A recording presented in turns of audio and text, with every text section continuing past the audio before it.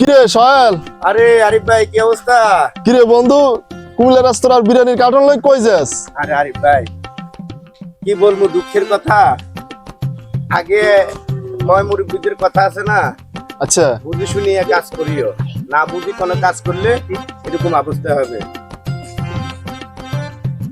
গ্রামে একটা দোকান দিয়েছিলাম না, আচ্ছা আচ্ছা ওই দোকানটা দেওয়ার পরে ভালো ভালো মানুষ আইলো, নগদ নগদ খাইলো, যেমনি চাইছে এমনি দিছি।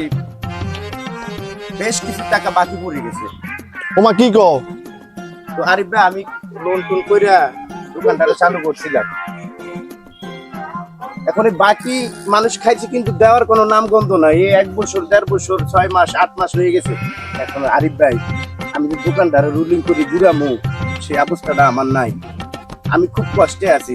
এখন চিন্তা করছি, আমি রাত্রে শুয়ে শুয়ে চিন্তা করছি, বাকি কাস্টমার থেকে তো টাকা তো আদায় করা লাগবে। হ্যাঁ, আদায় তো করা লাগবে। আমি একটা বুদ্ধি বাইর করছি, বাকি কাস্টমারে এই যে আমাদের লাকসামের কুমিল্লা রেস্তোরাঁ ওয়ানের বিরিয়ানি কিন্তু খুব সুস্বাদু বিরিয়ানি, আচ্ছা মানে ভালো, দামও ভালো।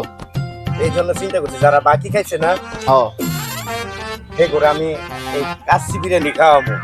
ওহো আচ্ছা আচ্ছা, বুঝতে পারছি। মানে তুমি যে দোকান দিছো, দোকান দেওয়ার পরে বাকি খাওয়াইছো, এখন বাকি টাকা তুমি পাইতেছো না, এখন তুমি বিরিয়ানি খাওয়াই ওদের থেকে টাকা আনবে।